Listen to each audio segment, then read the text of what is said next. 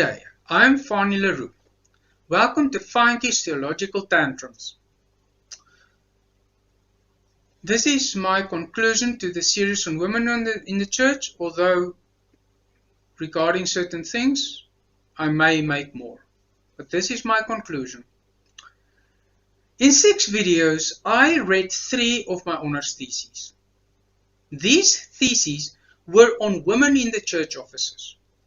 May women be ministers, pastors, and or elders?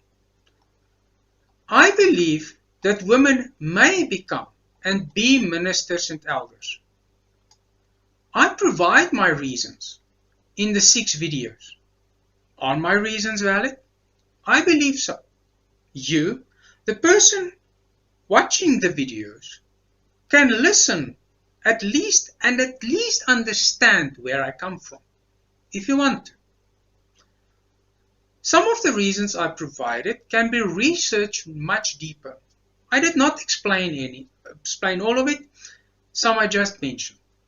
The word count were fenced, so I needed to be short and sweet. And yet, I'm sad about this issue. Because of the situation in the faculties, the seminariums of the Dutch Reformed Church, DRC, the mourners, in Afrikaans, doelerendes, they mourn about what is going on in the DRC, in the Dutch Reformed Church, decided or proposed that people who want to become ministers must go and study at the seminariums or faculties of other denominations. 2 were provided. But neither the Reformed Church, Gereformeerde Kerk in Afrikaans, nor the APK, the Afrikaans Protestant Church, allow women in the church offices. Women cannot study to become ministers at all through the APK. And then race is also an issue at the APK. Where should women that want to become ministers go for education? Or put differently, where should women who were called by God and so equipped by the Holy Spirit go to be educated? I studied through SATS, the South African Theological Seminary. And though quite a few of the facilitators are against women in the church offices, women may receive the same education as their male counterparts. But would such qualified women be allowed or accepted? And how long will SATS keep standing theologically? Or will they also end up being liberal? When I read comments by the DRC mourners, it appears as if many, if not most, are against women in the church offices. Now the question is, what will happen if they are successful in the Article 37 of the DRC Constitution to form a separate synod, or even, if necessary, divorce from the Dutch Reformed Church, or tear away from it?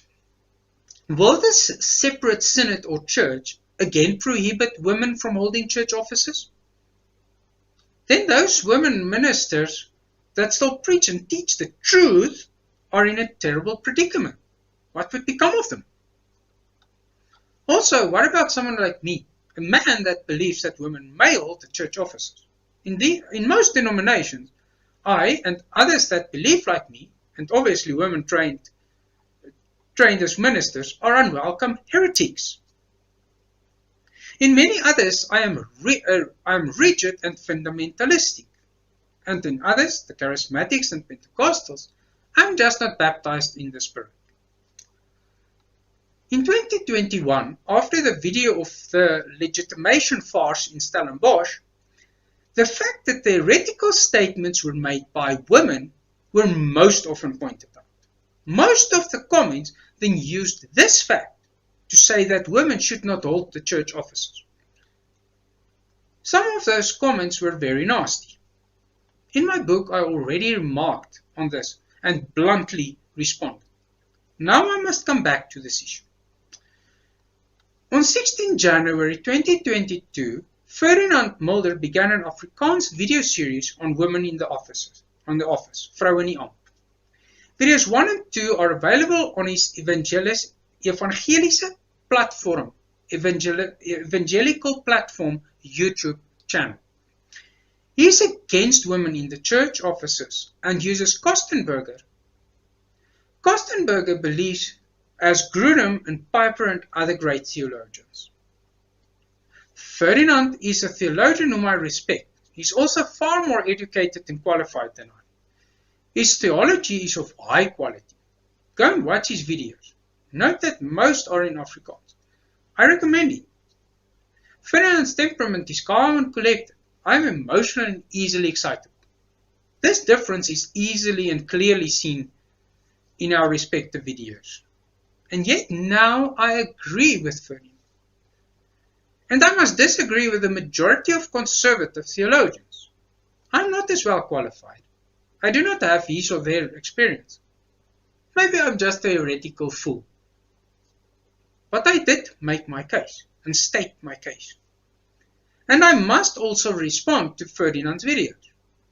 Even though I did not use Kostenberger in my thesis, I did use Grudem, Piper and other complementarian sources. And they believe the same thing. Ferdinand's first video starts with parts of videos or excerpts of videos where liberal women ministers or pastors from a variety of denominations, including the DRC, make heretical statements. What these women ministers or pastors say is clearly evil. One issue I briefly discuss in my first thesis is trajectory hermeneutics. And Ferdinand and also other complementarians, I mentioned examples in my videos, go all out on this issue and with this point. Both of Ferdinand's videos as of 14 February 2022 use this as base. Now women are allowed in the church, then homosexuality and any other so-called gender. Again, I must ask, is it necessarily so that when women are allowed to hold church offices, that homosexuality and other so-called genders would or must become acceptable? It appears as though this is true, doesn't it? This is what happened again and again, isn't it? And this is what happened in the DRC, in the Dutch Reformed Church, isn't it? But I challenge the above belief. If God drew a line and I step over the line, then I am to blame and I am guilty. Where does God's line concerning women in the church offices lie? Where does it lie? Most conservatives believe that the line is drawn so that women may not hold the church offices. I believe it is drawn so that women may hold these offices. God drew the line. I ask, if the church has not followed God's line for the last nearly 2,000 years, but drew their line and followed it, that women may not hold church offices, why may or mustn't or shouldn't the church repent and redraw their line or its own line to fit God's line? Or if the church then goes beyond God's line, therefore then allow or start allowing homosexuality and any other so-called gender, who is guilty? Is it those that redrew the line to follow God's line by allowing women in the church offices? Who stepped over the line? I rigidly believe that there are no grey areas regarding or concerning God's right and God's wrong. Therefore, this side of the line is right, the other side is wrong. To connect the line of women in the church with the lines concerning homosexuality and other so-called genders is a human choice. These lines are not one and the same. In this instance, those who believe that women may not hold the church offices are blending the lines. In another video excerpt, Ferdinand plays later in the first video, it is then the liberal side that wants to just blend all God's lines. A woman minister said in 2019 that if we, or the DRC, did not allow homosexuality, we could just as well drop or let go of all the other things the same female minister listed, such as, for example, church unity, and so on. Just another straying woman minister. And this specific woman minister was one of the first women ministers in the DRC. Was or is the prohibition of women in the church offices God's fence? Or is it a human fence? If I notice that my fence, is not in the correct place, then it follows logically that I must move my fence to the correct place. Does this mean automatically that I'm just removing the fence?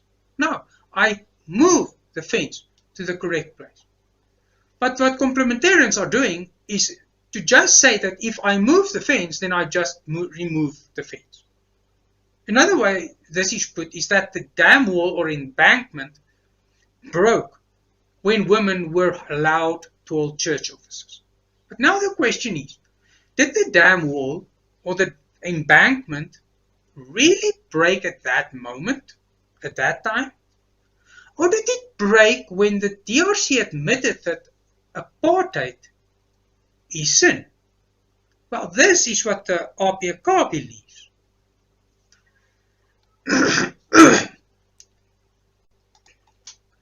Or did the dam wall, the embankment, break when the complementarian view became popular? Therefore, in civil society, women may teach others, such as being a professor, etc., or be judges, and hold other professional offices, such as medical doctors, attorneys or lawyers, etc. Thus, with a complementarian position, therefore nearly replaced the totalitarian position. Nearly, but not completely, almost not completely. Or must I take this back even further into the past and say that Luther, or perhaps Calvin and others, broke the dam wall, the embankment? But now I'm going to take the wall, the embankment, and turn it around. And I ask, if the ancient church's sinful prohibition on God-called and spirit-gifted women holding church offices did not break the dam wall, the original dam wall or embankment. Yes, and then Ferdinand also discussed Galatians 3 verse 28. I investigated and discussed what he and other complementarians believe in two of my theses, theses 1 and 3. Did I answer their views? Did I handle it biblically correct? I hope and believe so. But I'm just a little old honors degree holder, and maybe my reasoning was flawed in places. Therefore, I am now a feminist and a follower of feminist theology. If I am in any way still a theologian. But what is feminism? If I follow God's line on this issue, and if God's line is where I believe it is, that means women may be ministers in the church. Then feminism must be redefined and looked at.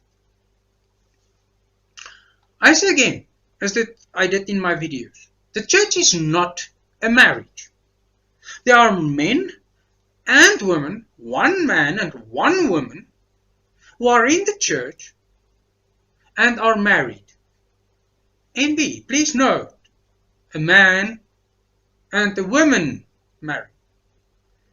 And then they have sex in their marriage. No, the two genders do not disappear in the church, but in the church, which is not a sexual relationship and also not a marriage, the two genders are not judged or looked at. There is no Jew or Gentile, or Jew or Greek, slave or free, or man or woman in the church, in Jesus' body. These things do not influence or may or can influence who may or can be appointed to all church offices. Now again, it is people's choice to step over the line and bring or drag in so-called genders and homosexuality. Where people commit adultery and other sexual sins, then the two genders are looked at. Where marriage is concerned, gender, the one man, one woman are looked at, male and female. Also, in his second video, Ferdinand again asked why only men were apostles. Did I answer this biblically in my videos? He specifically mentions when the apostles and the church had to vote for a replacement of Judas Iscariot. There were only men's names given, not women's names. I answered this issue. A few more observations. Number one.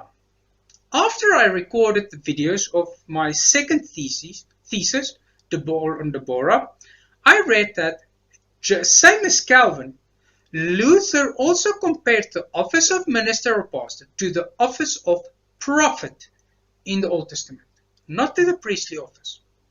Number two. In his video, Vrouwen in die Kerk 1, Ferdinand mentions in passing that the woman minister who blends those lines in the short excerpt is married. Her husband is also a minister in the DRC, in the Dutch Reformed Church, and he, same as she, believes that homosexuality, etc. is right and must be allowed in the church. Therefore, the woman is not the only one of the two that's strayed. Number three, I ask again, may it really be stated that the women ministers believing, teaching and making slanderous and heretical things and comments of these Ferdinand used some as introduction to his first video, or as what happened during the legitimation farce in Stellenbosch, is proof that women may not serve in the church offices? Are these women proof of the so-called removed fence or broken down wall or embankment theory? No. First, who taught and trained these women?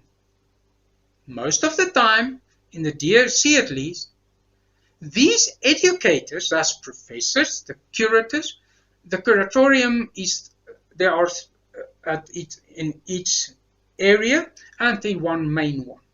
They are the guys in charge. And the lecturers, these guys were all men. These women learned most of their false doctrine and their false teachings from men. Yes, since a few years ago, or a decade or so ago, there are also women professors. But those women professors learned from straying male professors, and or were allowed to just believe what they believe, just as their male professors during their own education and training were also allowed to believe what they believe, and were still anyway legitimated. One of the facilitators at the training which I went to in 2020 told us explicitly and bluntly, he went to his professor when he was just a student and told him that he doesn't agree with the church faith statements anymore. He was legitimated and signed those things.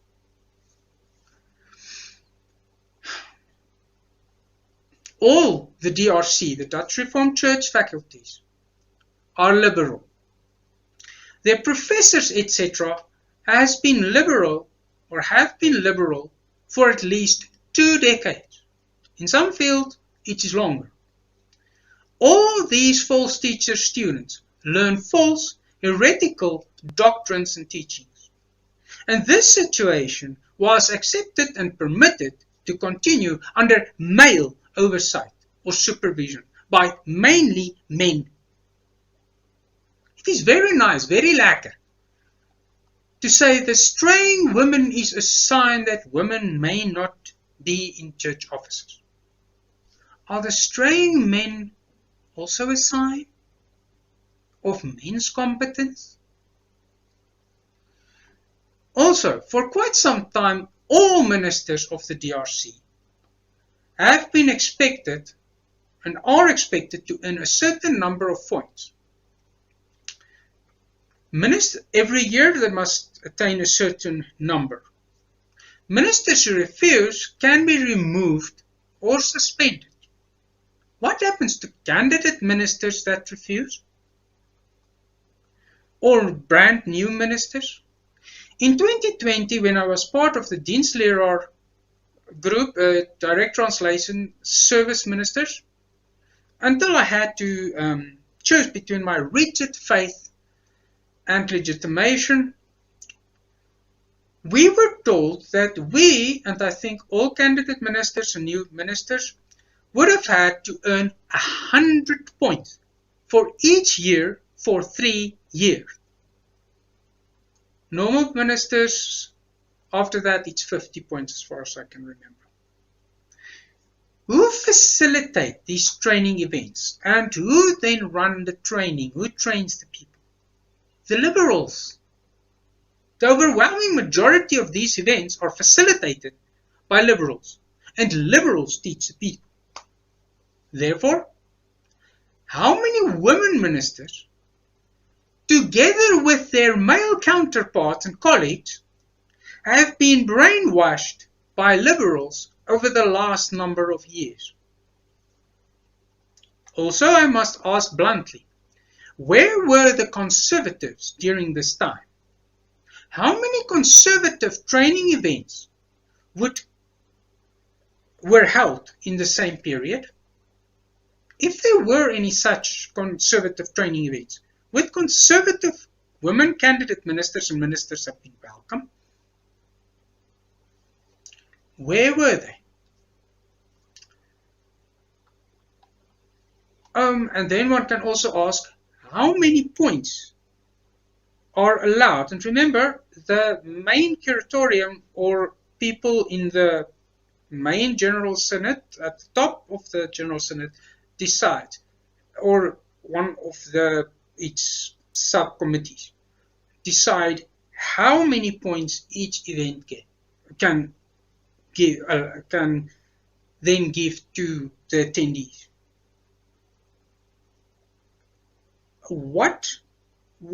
If they were conservative training events, how many points could they give as opposed to how many the liberals could give?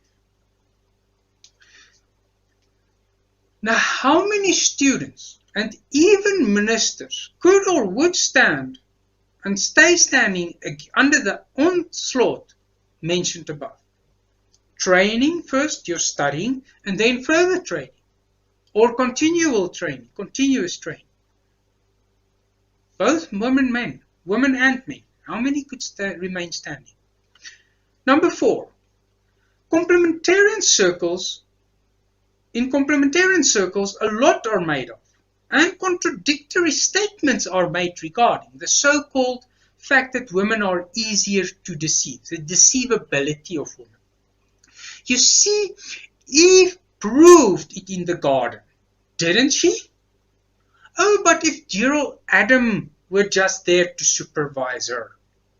That is why men must supervise women, and why women may not hold church offices. But this does not reflect the true state of affairs or the facts. What occurred in most of church history clearly shows that men can be deceived just as easily. And just like female ministers who are straying now and proclaiming their false teaching, so these deceived men did also and still do. For the over majority of history, of church history. And in every congregation, there are elders, aren't there? For most of history, all elders were men. Oh yeah, they supervised the church and everything was true and correct under their leadership, wasn't it? But then women came and messed in the church's rules, and they become ministers and elders. Just look what the mess they caused in the church. Farce, nonsense, lies. It is the woman you gave me, it is her fault. The snake is at fault. We wash our hands in innocence. Just look at the beam in the woman's eyes, or in the woman's eye. They are both women and men who are and were and are misled. And there are and were both men and women who consciously made the choices to stray. And the obverse of that, or on the other side, they are both women or both men and women who made the choice not to stray, not to be deceived. Number 5. Ferdinand quotes C.S. Lewis at the end of the second video. I ask, whom must we look at or look to, even when a minister, whether man or woman, preach or teach?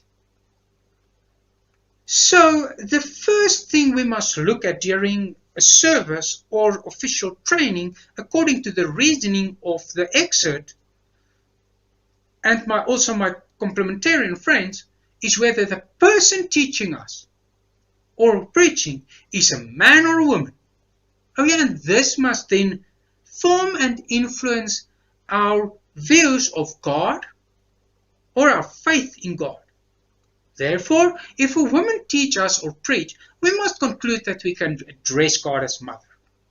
And for this reason therefore, the moment a woman should dare to preach or attempt to teach us something during a service, close my eyes and pray the whole time that I would please just not fall for her heresy, or even that God would please just remove her.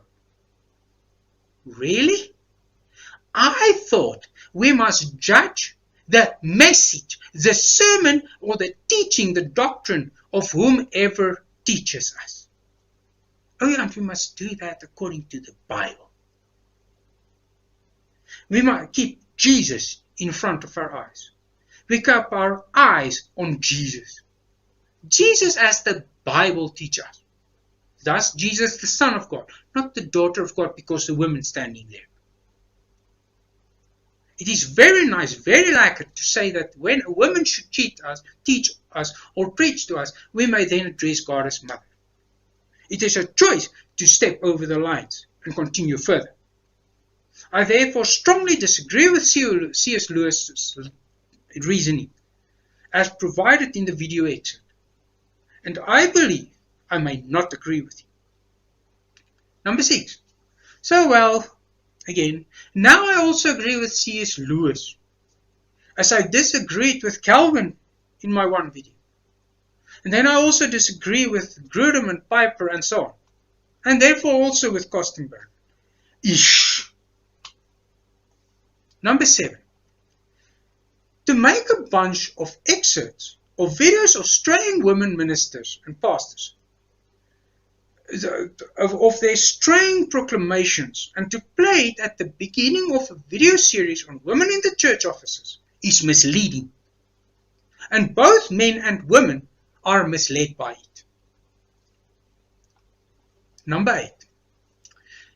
In one video, Ferdinand tells us that he asked his wife and 1 or 2 other women their opinions regarding this issue, or rather regarding whether they agreed with him. And he asked them if they agreed with his view. That means the complementarian view. And they agreed with him.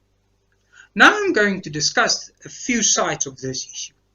First, in short, the complementarian view is that women may not preach or teach in the official church services or any other official teaching event.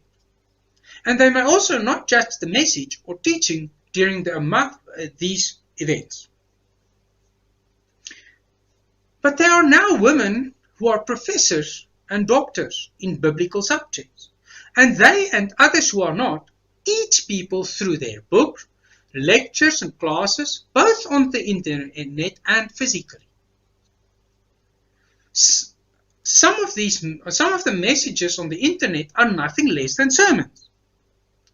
Others are deep exegetical teaching research, and male students and members and non-members learn, just like their female counterparts, from the above-mentioned women. What these women teach influence and form the faith of students and hearers, including men. If some of those men hold church offices, most of you will find that what they learned from these women, you will find it in what they teach their congregations, etc. And these women's teachings can influence and form the faith and official doctrines of the whole church.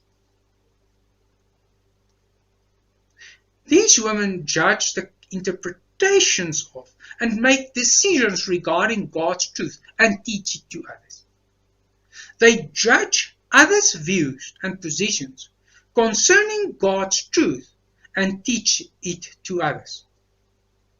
And depending on their students or hearers or watchers, and even where those women work, they have far greater influence on what the church believes than the hour or two, or even the occasional few hours teaching events. Many congregations limit their pastors to a sermon of about 20 minutes. Concentration, you know. Second, Ferdinand asked his wife, etc., for her to judge his position concerning God's truth regarding the women in the church offices debate. Now, one can split hairs and say just ask their opinion regarding this issue. But the fact is that these women must weigh Ferdinand's position against God's word. They are Christian, are they not? Therefore, they must judge whether Ferdinand's message, his teaching, is true. Any Christian, man or woman, must first weigh their opinions and positions against God's word. A woman may not judge the minister's sermon, his message or his teaching in the official service or at official church events.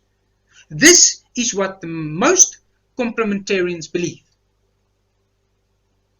But outside of these official church events, it certainly is right and acceptable and allowable for women to judge church messages and doctrines, therefore the interpretations of God's truth. And they may then express their judgment or opinions on these. And now I must ask, the videos that Ferdinand made, no, a church did not officially sanction them. But how does God view his training videos? It's official God's business. May a woman then judge this?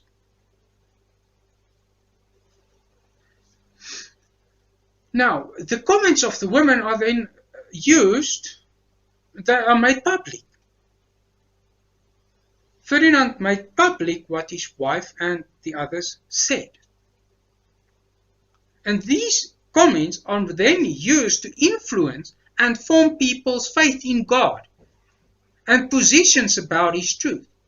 Ferdinand uses his wife's, etc.'s agreement with his position to teach other Christians, and specifically to show Christian women who may even just attempt to say they have a God's calling to be a minister or pastor, etc., that, oh no, even Christian women agrees with the complementarian position. If something is right according to God, people's, including women's acceptance or a man's acceptance of it, or rejection of it, thereof, makes no difference to our duty to do it. If God's truth is that women may not hold the church offices, then the egalitarian reasoning and Christian women following thereof or agreement with it is irrelevant. However, if God's truth is that women may serve in the church offices, then the complementarian objection and even Christian women's agreement with this position is irrelevant. What is truth? Third, I'm now going to approach this issue from a different angle. For decades, the DRC taught its members and others that apartheid is right. And then the DRC repented and admitted that apartheid is sin. However, it is far more difficult to make people who have been indoctrinated for decades and also grew up with it realize and believe that apartheid is sin. And then to get them to live out this so-called new truth. Because that's what it's called by some. When the church repent, oh no, you said apartheid is wrong, but that's new. The fact is that it's always been true. The church were straying. The church lied. But people don't believe it. Now people believe that the church is proclaiming a new truth. Even though many members of the DRC left and went to the RPK and other denominations, there are still people in the DRC who believe that apartheid is right. One may not approach these people to comment on God's truth, because some of them will still say that apartheid is God's truth. But apartheid is a sin. For nearly 2,000 years, women had been prohibited from holding the church offices. Most people in the church were brought up this way and are still taught this, regardless of the fact that it appears that Sir Ferdinand wasn't aware of this. This is overwhelming. Now these people believe this, and as opposed to apartheid, there are now actually three positions on this issue. And then the DRC came and said that just as apartheid, this fact is also now and was a sin. It was a sin to prohibit women from holding the church offices. But many people still believe what they were taught and they're still being taught. And many of these people will not change what they believe regarding this issue. Even professors, even great theologians may not. Will I? In many cases, it even does not really matter what the ministers try to teach their congregations, as most members have their own opinions and believe and act accordingly. This is true regarding many other issues as well. Members who really want to search the internet, or they go to other congregations or denominations to get the information. Why would we trust our minister? What does he know? How many search for quality sources? How many rather just search and find information on the internet that they like, or information from other sources that they like? How many choose to think about and evaluate what the sources say? Oh yeah, and what the Bible also says. Compare the things. Oh no, but we know the Bible. Don't be irreverent. What can you teach us? May I approach such members for comments on whether it is right for women to hold offices, church offices? May I ask these members at all about God's truth? Or what God's truth is?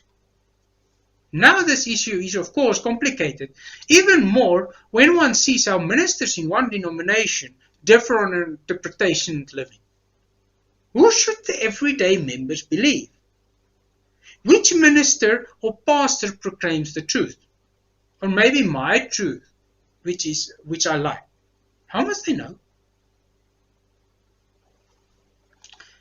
At universities on DRC campuses in the 1990s, the DRC started to teach their students that women may hold the church offices. My question is whether the defense of this view was ever carefully and properly explained and taught to the student. It does not appear so. Also, how many ministers take the time to explain and defend to their congregations why at least some believe that women may hold the church office? Oh yeah, I'm in a hurry, Reverend Pastor. 15 minutes, Reverend. When I watch comments by the DRC members and pastors, this is abundantly clear. Ferdinand tells us that it was after he went overseas that he had to deal with the great complementarian theologian's works and position. And now he also holds the complementarian position. Overseas, it seems, when one investigates this issue, as though most conservatives, the overwhelming majority of conservative Christians, are complementarian. How many ministers, old and young, have ever heard, seen, or read a proper, thorough explanation defending women in the church office? How many would, even after receiving such an explanation, in any way change their position, or even just understand or admit that the egalitarian position can be biblically defended and justified? I want to ask how credible, or even credible the comments of even the above ministers and students regarding this issue would be. Their comments would also not make their positions or views regarding this issue true or false. Their comments would not make this true or false, it's already true or false. How many people still actually believe what the minister or pastor teach? But what if the minister or pastor teaches heresy? What do our people anyway learn in our churches? How many actually still really learn anything about our faith? Most actually do not want to, do they? And you can see this clearly when you talk to ministers. You have 20 minutes a week. And if it's a teenager ministry or whatever, it's every 2-3 weeks, sometimes 10 minutes. Now, you do not teach the people because their concentration is flat out gone. They don't have concentration. They can't concentrate on anything. As soon as you talk about God. What do our people learn? And also, the church has the kids for Sunday school, and then we have the catechism class in the Dutch Reformed Church. There's nothing else. How many people will sit if a minister says at times, sorry, but this now is a teaching sermon, and it will take 40 minutes or 50 minutes. Or even sometimes, sorry, the next service, or there's a teaching event before the church, before the service, and you have to be there. Very few people. Most will leave the church anyway. Fourth, and what do our children learn at Sunday school? And from a certain stage up, what are they learning at all?